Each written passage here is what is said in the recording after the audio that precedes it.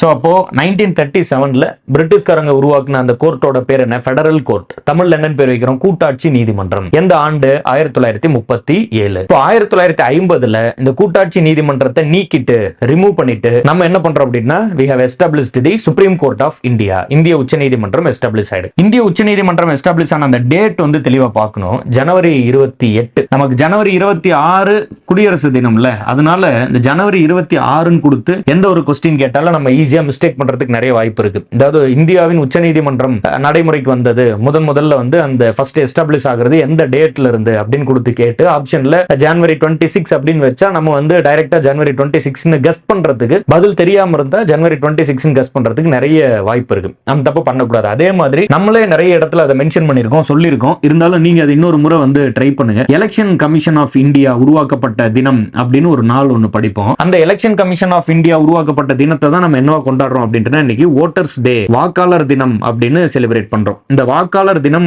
என்னைக்கு அப்படின்னு கரெக்டா சாட்லயோ அல்லது கமெண்ட்லயோ பதில் சொல்லுங்க.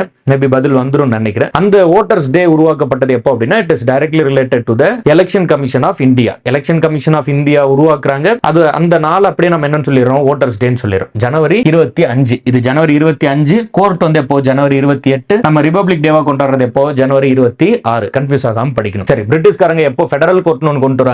1937. நம்ம முதல்ல சொல்லியிருந்தோம் 1774ல பிரிட்டிஷ்காரங்க வந்து கல்கத்தால ஒரு உச்சநீதிமன்றம் கொண்டு வந்தாங்க அப்படின்னு படிச்சோம். இந்த கல்கத்தால கொண்டு வந்த உச்சநீதிமன்றத்துல சர் எலிஜா இம்பே அப்படின்னு சொல்லி ஒருத்தர் வந்து, சர் எலிஜா இம்பே அப்படிங்கிற ஒருத்தர் தான் முதல்ல வந்து தலைமை நீதிபதியா இருந்தாங்க அப்படின்னு எல்லாம் படிச்சோம். இப்போ அதே மாதிரி இந்தியால முதல்ல தலைமை நீதிபதியா இருந்தது யாரு அப்படின்னு ஒரு பாயிண்ட் இருக்கும். அது ரொம்ப முக்கியம். அது ரிலேட்டடா நம்ம வந்து படிக்கணும் அப்படின்னா இந்தியாவில் முதல்ல தலைமை நீதிபதியா இருந்தவர் யாரு அப்படின்னா ஹரிலால் ஜே கனியா அவர்கள். ஹரிலால் ஜே கனியா அவர்கள் அவர் தான் இந்தியாவில் முதல்ல தலைமை first chief justice of India அப்படின்னா அவர் தான். இந்த நம்பர்ஸ் ரொம்ப முக்கியம். ரொம்ப பர்டிகுலரா நீங்க தெரிஞ்சுக்கணும்னா இன்னைக்கு என்ன நம்பர் அப்படின்னா 1+33. அது என்ன 1+33 அப்படின்னா ஒருத்தர் வந்து chief justice of India, CJI chief justice of India. மீதி 33 பேருக்கு என்ன பேர் வைக்கிறோம் அப்படின்னா ஜட்ஜஸ், நீதிபதி. ஒருத்தருக்கு மட்டும் என்ன பேரு? தலைமை நீதிபதி அப்படின்னு பேரு. இதுல ரொம்ப இம்பார்ட்டன்டான ஒரு பாயிண்ட் இருக்கு. என்னன்னா